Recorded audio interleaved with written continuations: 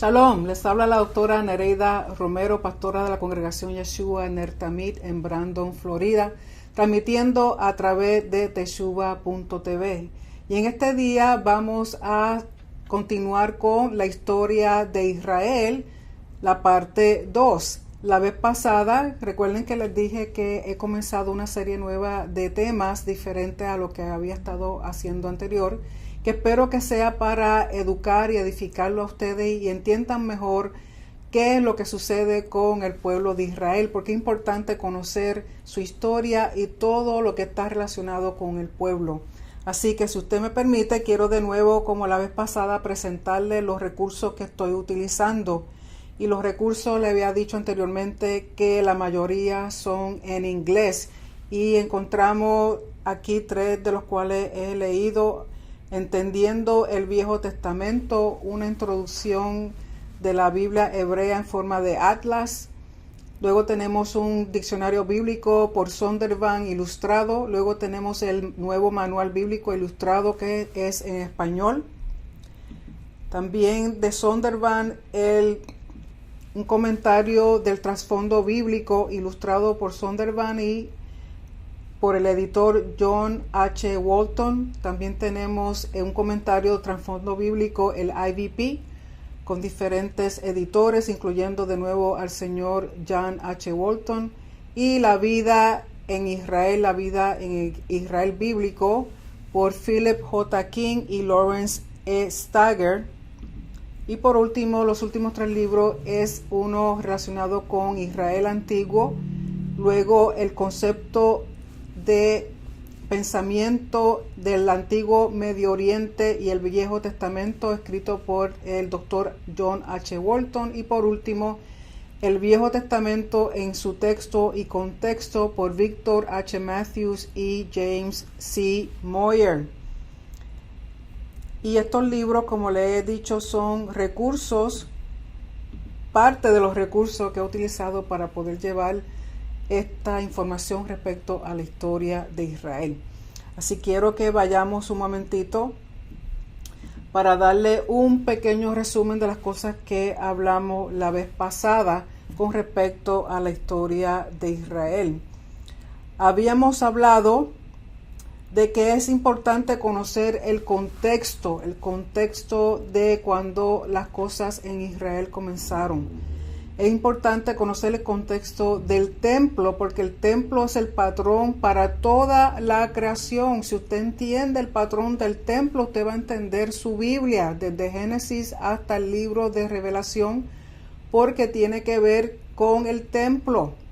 Número 2, la humanidad, Adán y Eva, fueron creados a imagen y semejanza de Yahweh, pero no en el sentido físico. Es importante que entendamos que eso no es lo importante, el concepto físico de las cosas, el concepto material de las cosas, sino el propósito, rol y funciones de toda la creación de Yahweh.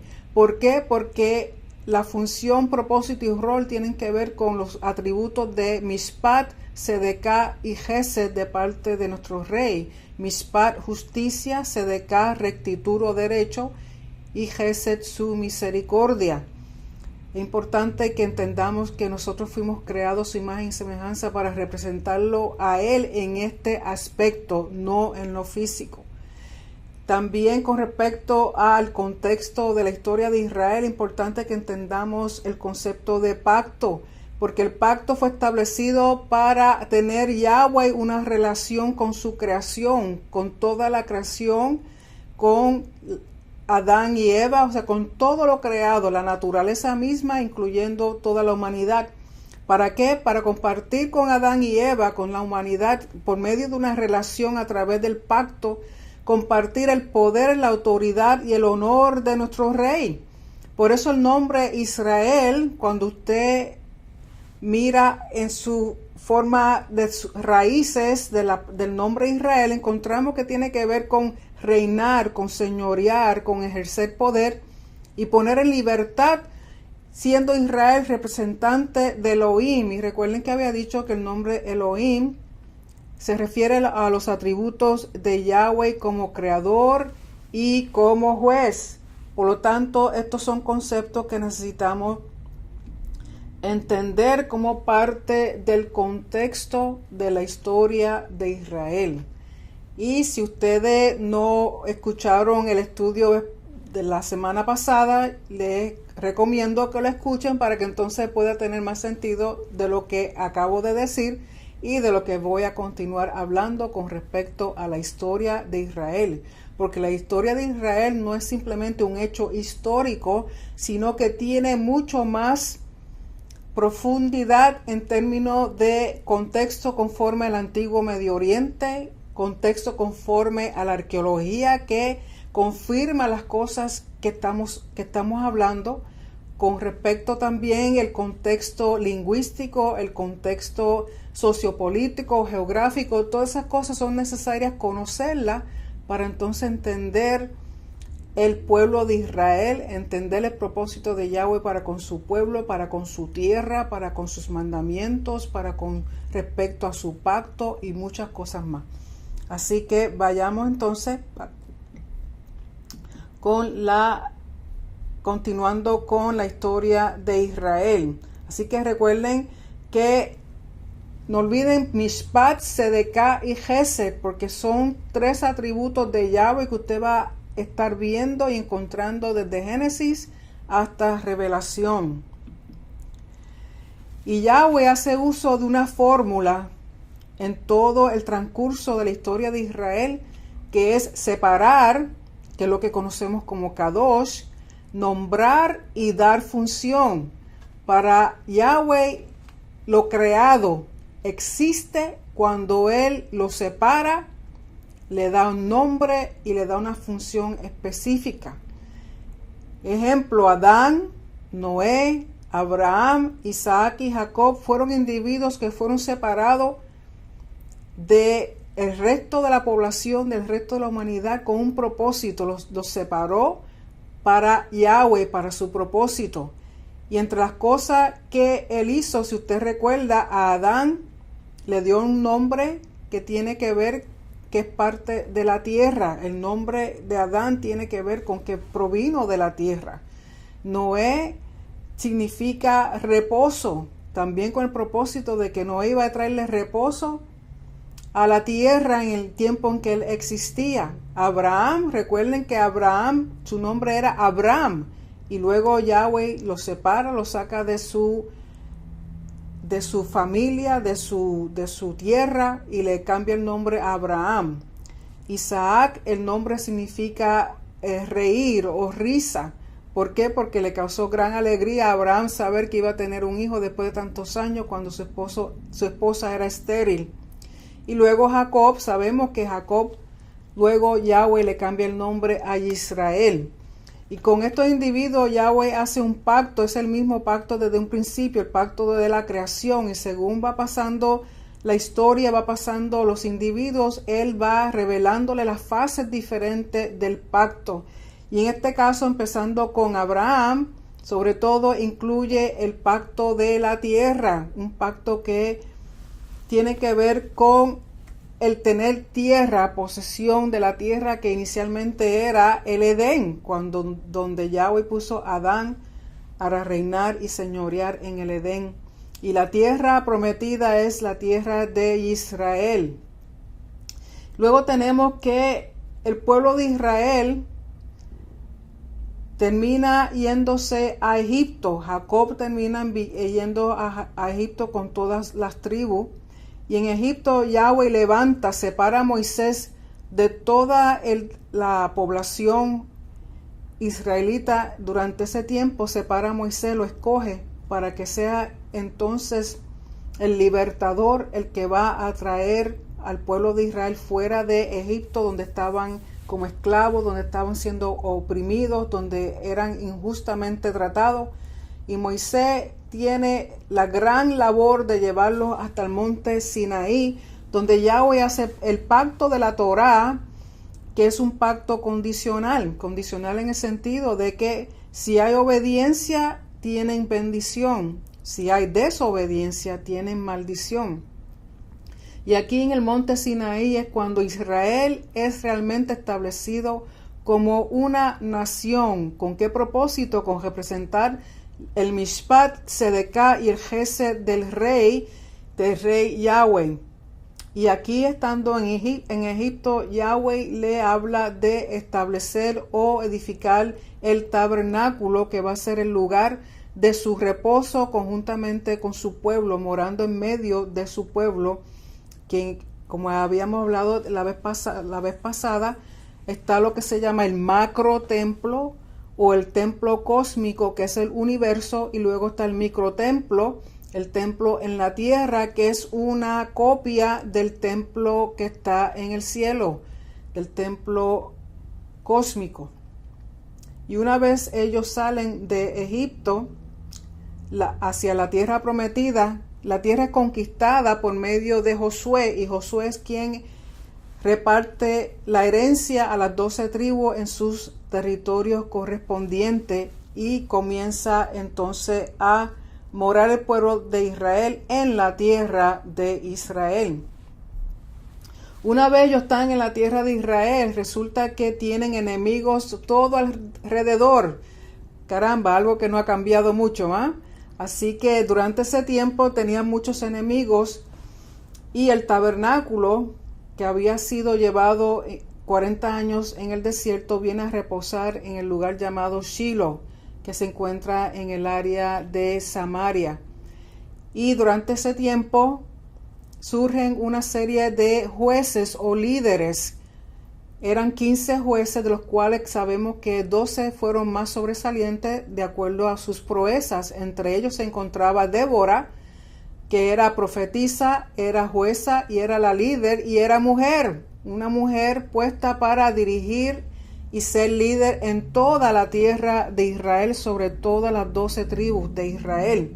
También tenemos como juez a Sansón, tenemos como juez a Samuel, el gran profeta Samuel, y los demás. Yo les recomiendo que lean el libro de los jueces para que conozcan la labor y las proezas de todas las personas que Yahweh levantó como jueces, y sobre todas las cosas, individuos que no se creían posible hacer lo que Yahweh les pedía, pero Yahweh les dio la fortaleza, el conocimiento y la sabiduría para poderlo hacer. Pero había un enemigo grande durante este tiempo de los jueces. Uno de los enemigos más grandes, el enemigo número 1 que tenía Israel, eran los filisteos. Si ustedes recuerdan, Goliat era filisteo, y los filisteos estaban continuamente en guerra con Israel. Y a pesar de que los jueces, los individuos que eran establecidos como jueces, pudieron muchas veces apaciguar al enemigo, el pueblo tenía miedo todavía y comenzaron a pedir un rey. Y recuerden que esto de pedir un rey era una ofensa a Yahweh, porque Yahweh es el rey de Israel. En aquel entonces fue quien los sacó de Egipto por medio de Moisés, fue el que hizo pacto con ellos en el monte Sinaí, fue el que durante esos 40 años que tuvieron en el desierto no les faltó nada, los alimentó, les dio agua, su ropa no la tenían aún preservada, no les faltó nada. Y con todo y eso ellos fueron rebeldes, rompieron pacto, hicieron muchas cosas que no eran agradables a Yahweh, hasta tal punto que él una vez le dijo a Moisés, déjame destruirlo a todo y contigo comienza una nueva nación. Y Moisés siendo el hombre humilde que era, y reconociendo que si Yahweh hace una cosa así, las naciones iban a hablar de que Yahweh no cumplió con sus promesas. Por mantener el honor de Yahweh, Moisés intervino y orando por su pueblo, y le dijo, Señor, no hagas eso, porque ¿qué van a decir las naciones de ti, de tu honor, de tus promesas, de por qué sacaste a este pueblo para matarlo? Por lo tanto, Yahweh, a pesar de todo lo que hizo por ellos, ellos continuaban rompiendo el pacto. Por lo tanto, tuvieron 40 años en el desierto, Moisés como líder. Luego de Moisés pasa como el mandato a Josué, y Josué entonces es el que tiene el privilegio de llevar al pueblo de Israel dentro de la tierra como tal, la tierra que fue prometida a Abraham, Isaac, a Jacob y a todos los descendientes de Abraham. Por lo tanto, una vez ellos están la época de los jueces y comienzan a pedir un rey, realmente estaban haciendo una ofensa a Yahweh y Yahweh lo entendía así, pero les dio el deseo de su corazón. Y Saúl que era benjamita, fue escogido por los líderes de Israel para que fuera rey sobre ellos. Y con Saúl comienza entonces la época de la monarquía en Israel, que luego es seguido por David y Salomón. Saúl era de la tribu de Benjamín. Fue ungido por Samuel. Y si ustedes recuerdan, Samuel fue tanto juez como profeta. Y Samuel unge a Saúl, a pesar de que él como que no estaba muy de acuerdo, pero lo hizo. Y Yahweh le deja saber por medio de Samuel todas las cosas que un rey debe hacer y que todo lo que un rey va a imponer sobre el pueblo, y con todo y eso el pueblo quisieron tener rey como las demás naciones. A pesar de que Yahweh los quería tener como un pueblo y un particular, escogido, separado, diferente a las demás naciones, ellos querían ser igual que las demás naciones. Y Saúl fue un gran guerrero, y fue un buen rey, hasta que en un mandamiento que Yahweh hizo de pelear en contra de los amalecitas, de los cuales Agag, que en aquel tiempo era el rey de los amalecitas. Recuerden que los amalecitas abusaron del pueblo de Israel cuando ellos salían de Egipto, mataron a los más indefensos, a los débiles en la retaguardia cuando ellos salían de Egipto, y Yahweh a eso no le desagradó de tal manera que habló una maldición sobre los amalecitas de que tenían que ser exterminados por completo, su nombre borrado de sobre la faz de la tierra. Y Saúl dejó vivo a Agag, en vez de matarlo como Yahweh había pedido, lo dejó vivo, y entonces es Samuel el que tiene que matar a Agag. Y cuando sucede eso, Samuel está muy enojado con Saúl por desobedecer a Yahweh, y hay entre los dos hay fricción, y por eso Saúl pierde el reino, y comienza entonces los celos en contra de David, porque a pesar de que David era jovencito y todavía no estaba reinando, ya Yahweh había escogido a David para ser rey. Y el rey David fue escogido por Yahweh y ungido por Samuel, porque Yahweh vio en David el corazón que él tenía. Recuerden que David era pastor, tenía sus ovejitas y se la pasaba escribiendo salmos a Yahweh. Tenía una relación muy especial con el Señor, y es escogido por Yahweh para seguir después de Saúl como rey del pueblo de Israel, y es ungido por Samuel. David fue un gran guerrero. Además de eso, fue un gran salmista. La mayoría de los salmos que leemos en el libro de los salmos fueron escritos por David, y tocaba el arpa, era muy ungido en ese sentido. Y a David se le prometió una descendencia, una dinastía conocida como la casa de David, de la cual Yahweh le prometió que de su descendencia vendría el Mesías. Recuerden que el Mesías tenía que ser entonces de la tribu de Judá, y Saúl, el primer rey, era de la tribu de Benjamín.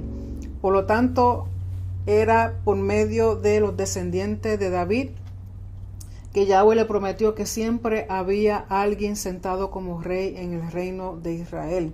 David fue un rey ejemplar. David fue el que escogió a Jerusalén como la ciudad del pueblo de Israel. David fue el que trajo el arca a Jerusalén después que estuvo un tiempo, había sido robada por los filisteos y llevada a una ciudad por muchos años. Y David fue otro que instituyó el tabernáculo de tal manera que había adoración 24 horas al día. David estableció también los diferentes grupos de levitas, los cantores, los músicos. Él mismo hasta inventó diferentes instrumentos musicales. Era muy dado a la adoración, era muy dado a la alabanza.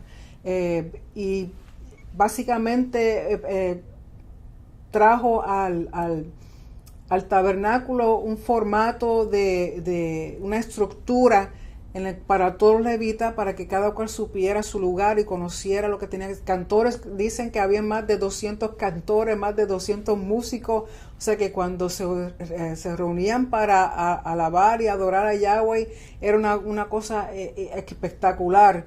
Y David fue el que hizo todas estas cosas y permitió, lógico, durante el tiempo en que está el tabernáculo, no está el templo todavía, porque a pesar de que en su corazón David deseaba edificarle un templo a Yahweh, Yahweh le dijo que no, que sería su hijo, porque David, siendo guerrero, había derramado mucha sangre.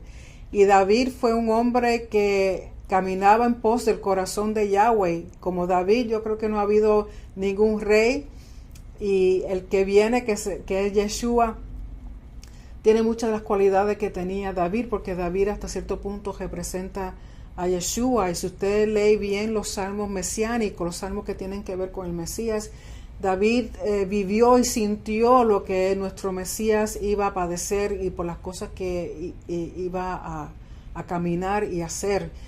Su inspiración en el Espíritu era una conexión muy grande con el Mesías.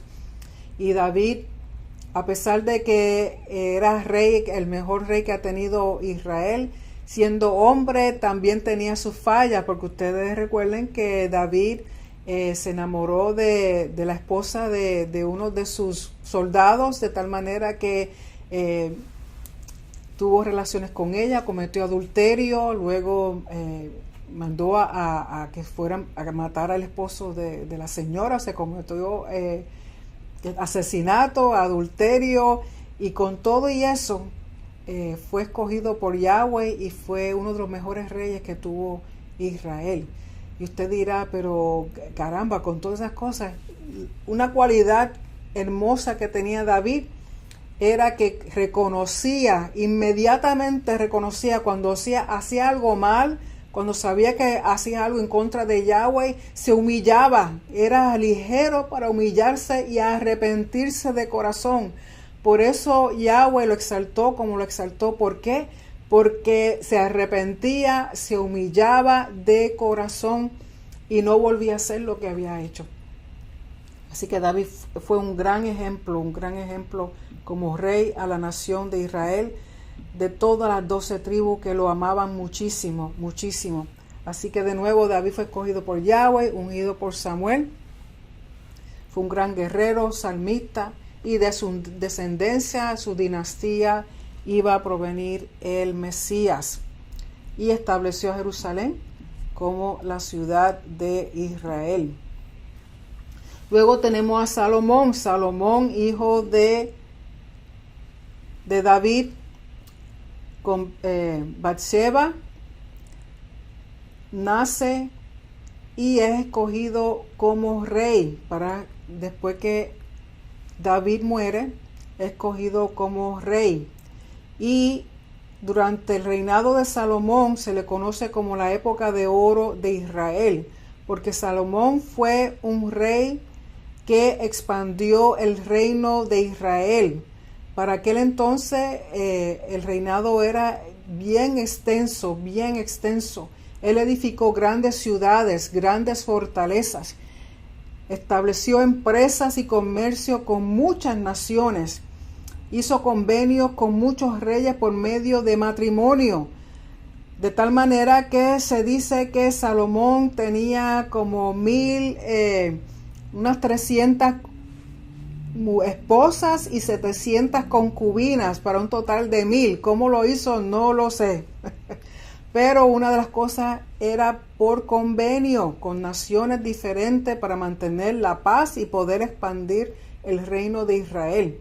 Y para poder hacer todas las cosas que hizo, las ciudades, las fortalezas, las empresas, el comercio, impuso impuestos muy altos, de tal manera que el pueblo se quejaba de que los impuestos que Salomón había establecido eran demasiado altos, de tal manera que el pueblo se sentía oprimido a causa de Salomón por los impuestos.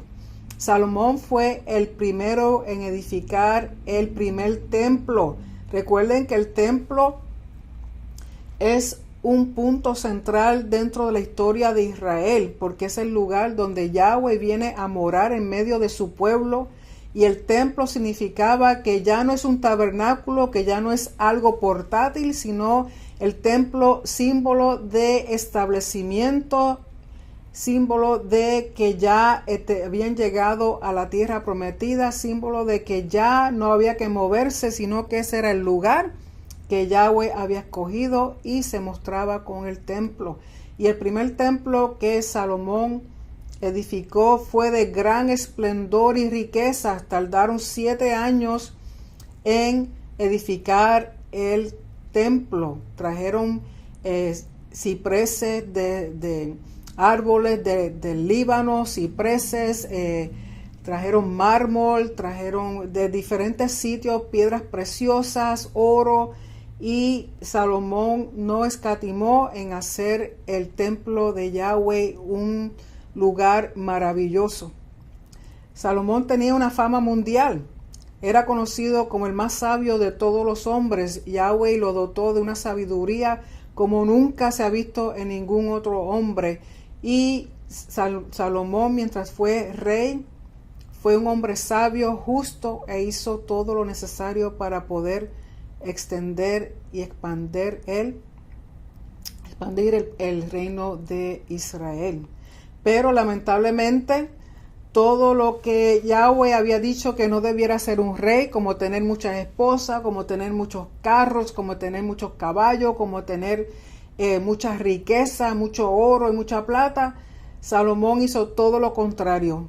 Fue riquísimo, tenía de todo, en demasiado caballos, esposas, concubinas, riqueza, de tal manera que por hacer convenio con tantas naciones, hizo convenio con muchas naciones paganas. Por lo tanto, cada vez que adquiría una esposa, una concubina que venía de una nación pagana, recuerden que entre las cosas que sucedía era que cuando se casaban, estas esposas traían sus costumbres, sus tradiciones y sus culturas paganas, de tal manera que le pedían, le exigían a Salomón que les creara templos, que les creara altares donde ellas pudieran seguir sus costumbres paganas de idolatría a sus diferentes dioses. Y Salomón, siendo blandito de corazón, lo permitió. ¿Por qué? Porque si él tenía problemas con estas concubinas, con estas esposas, esas mujeres regresaban de donde venían y traían entonces conflictos políticos a Salomón, y Salomón, para mantener la paz, para mantener su reino, para mantener los convenios con estos reyes y faraones, diferentes líderes de estas naciones paganas, él permitía lo que su esposa, sus concubinas le pedían.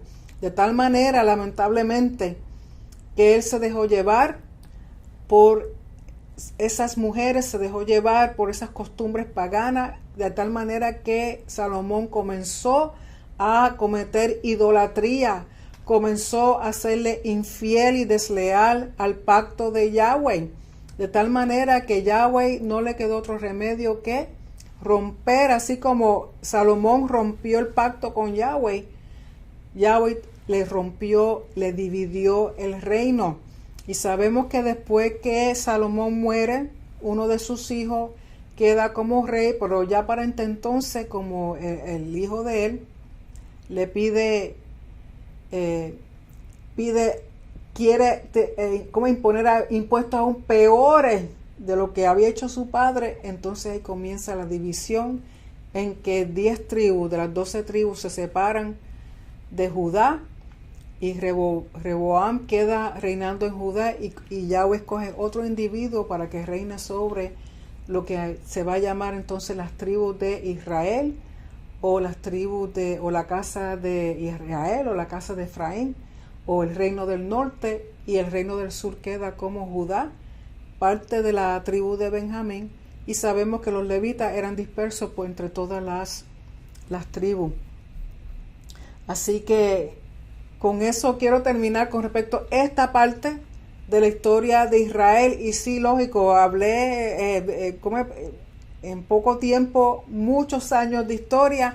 Todas estas cosas usted las puede verificar y las puede leer en el libro de los jueces, en los libros de las crónicas, en los libros de las reyes, con respecto al tiempo en que Israel era una monarquía. Porque pasan por medio de Abraham, comienza la descendencia, el pacto es pasado a Isaac, a Jacob. Jacob tiene 12 hijos, esos 12 hijos son los que se van a convertir en las 12 tribus de Israel. Ese pueblo va a Egipto, donde es esclavo por 400 años. Yahweh escucha el clamor, levanta, separa a un líder, le da nombre, se llama Moisés, le da función y el rol y propósito de ser líder, de ser un salvador, de ser un redentor para el pueblo de Israel. Salen de ahí, van al desierto, en el monte Sinaí, que es una representación del monte cósmico que conecta con el templo cósmico, donde está Yahweh. Yahweh baja, se comunica con Moisés, les da los mandamientos que no es otra cosa que la constitución del reino. Pero este pacto de los mandamientos es condicional. Si obedecen, bendición; si desobedecen, es maldición. Y de ahí comienza a formar la nación de Israel como tal, hasta que llega el momento, después de 40 años, que Josué viene y como líder escogido lo introduce a la tierra. Y pasan muchos años en los que ellos comienzan a conquistar, porque recuerden que tienen que eliminar 7 naciones que estaban, 7 naciones paganas que habían causado tantas sangre, habían derramado tanta sangre, habían hecho tantas cosas terribles ante los ojos de Yahweh, que Yahweh dice: los voy a sacar a ellos para ponerlos a ustedes, para que ustedes sean los que me representen a mí y sean los que pongan en esta tierra que yo les he prometido mi justicia, mi rectitud y mi misericordia, su mishpat, su sedeká y su gesed. Recuerden que es el propósito, la función y el rol de nosotros, representando a Yahweh como nuestro rey. Así que entonces ellos van a la tierra, conquistan, comienza la división de repartir todo el terreno, se ubican las 12 tribus, el tabernáculo es puesto en Shilo, y no sé si usted sabía, pero Shilo, el área de Shilo, es parte del terreno de la tribu de Efraín, que estando en Israel en noviembre con Rico, fuimos a esa área, fuimos a Shilo y vimos los terrenos que le corresponden a Efraín y parte de la mitad de la tribu de Manasés. Es una tierra preciosa y que se está viendo cómo ha florecido el desierto. De nuevo, las uvas, los olivos, muchos animalitos. Acababan de poner 2 granjas de gallinas para huevos. O sea, un lugar precioso, alto, fresco, y ahí fue donde estaba el tabernáculo puesto. Estuvo muchos años ahí hasta que fue trasladado a Jerusalén por medio de David. Y una vez están ahí, debido a los enemigos que están alrededor, comienzan a levantarse líderes, jueces que traen justicia, que juzgan al pueblo, que están como líderes, que mantienen la paz, que pelean contra los enemigos y establecen tiempos en el que hay paz, y luego el pueblo se rebela, comienza de nuevo a caer en idolatría. Yahweh levanta a un juez, piden perdón, se arrepienten, hay otra época de paz, vuelven y caen de nuevo en idolatría, en rebeldía. Yahweh tiene que levantar a otro individuo para que vuelva y traiga paz y organización al pueblo, y así hay un ciclo de sube y baja, de rebeldía, justicia, paz, rebeldía, justicia, paz, hasta que llega el momento con el último profeta, que es Samuel, y el último juez, que ellos piden un rey, como le estaba diciendo. Entonces comienza la monarquía con Saúl, con David y con Salomón. Y una vez Salomón es rey, que sucede que su corazón cambia con respecto a Yahweh, le es desleal y le es infiel. Entonces comienza la división del pueblo de Israel. Y la próxima vez, entonces vamos a comenzar a hablar con respecto a cuando la historia del pueblo dividido, la historia del reino dividido de Israel. Porque vamos a ver todas las consecuencias de la desobediencia, las consecuencias de romper pacto. Y Yahweh entonces tiene que hacer conforme a lo que está establecido en el pacto. Recuerden que parte del pacto estaban las estipulaciones que dice: si obedeces tiene bendición, si desobedeces tiene maldición, y entre las maldiciones que van a ser exiliados, expulsados, sacados fuera de la tierra, van a perder su tierra, van a perder su herencia y tienen que salir a las naciones. Así que de nuevo quiero mostrarles los libros, los recursos que he utilizado. La mayoría son en inglés, pero son recursos muy buenos que usted puede conseguir por internet. Tenemos aquí 3 libros sobre el Viejo Testamento, tenemos diccionarios, tenemos manuales bíblicos ilustrados, tenemos comentarios del trasfondo. Es importante conocer el trasfondo y conocer a Israel en su ambiente como tierra antigua, como nación antigua, para poder entender las cosas que estaban sucediendo. Y aquí sobre todo entender la cultura del antiguo Medio Oriente, porque todo esto tiene que ver con lo que sucede en Israel, con el pensar de Israel. Así que quiero también mostrarles, si usted tiene alguna pregunta, si usted tiene algún comentario, si hay algo que usted necesita saber, por favor, se puede comunicar conmigo a la congregación o el ministerio Yeshua Ner Tamid en nuestra página de internet yeshuanertamid.org. También en la página de Facebook se encuentra bajo Yeshua Ner Tamid.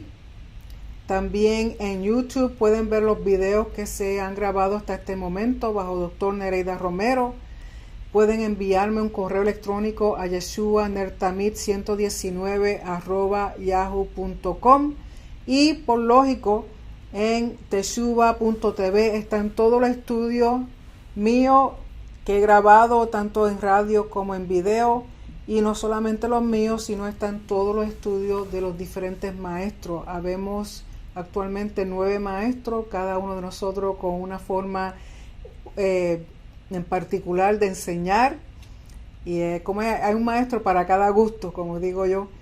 Así que escuchen, todos los maestros, todos son excelentes, todos son muy dedicados a enseñar.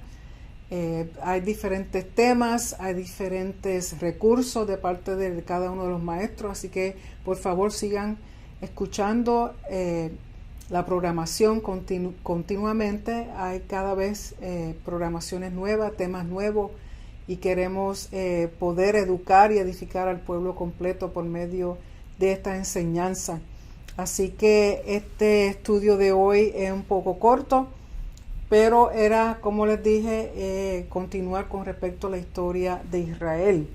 Dios mediante, ya la semana que viene estaremos hablando de el reino de Israel como reino dividido. Recuerden que debido a lo que Salomón hizo, Yahweh tuvo, así como Salomón rompió pacto con Yahweh, fue desleal, le fue infiel, cometió idolatría, algo que no puedo ni imaginarme. ¿Cómo es posible un hombre escogido, tan sabio, tan rico, tan poderoso, cómo se dejó influir por todas estas esposas y concubinas paganas, de tal manera que le fue desleal a nuestro rey, cometiendo idolatría, cometiendo barbaridades de cultos paganos a dioses paganos? Así que por eso Yahweh tuvo que romper el reino, tuvo que dividirlo. Y si Él lo dividió, Él es el que lo va a poner de nuevo junto. Así que de nuevo muchas gracias por su atención. Compartan con su familia, con sus amistades sobre teshuva.tv, sobre todo con sus hijos. Recuerden que es importante educar a nuestros jóvenes respecto al pacto de Yahweh, porque es, era y será. Son cosas que se han cumplido, que se van a seguir cumpliendo, y ellos necesitan saber la verdad y conocerla en su contexto y conocerla completamente. Así que me despido de ustedes, sean bendecidos, sean guardados en el nombre de Yeshua, tengan una semana maravillosa. Recuerden estudiar la porción de la Torá de este fin de semana, incluyan la porción de los profetas, incluyan la porción con respecto a la escritura del primer siglo, para que tengan una forma de ver todo completo, la palabra completa, no solamente un verso, no solamente una porción, sino todo, porque todo se compagina, todo está asociado y nos ayuda a entender mucho mejor la palabra de nuestro Rey. Así que de nuevo me despido de ustedes, bendiciones, y será hasta la próxima semana si el Señor así lo permite.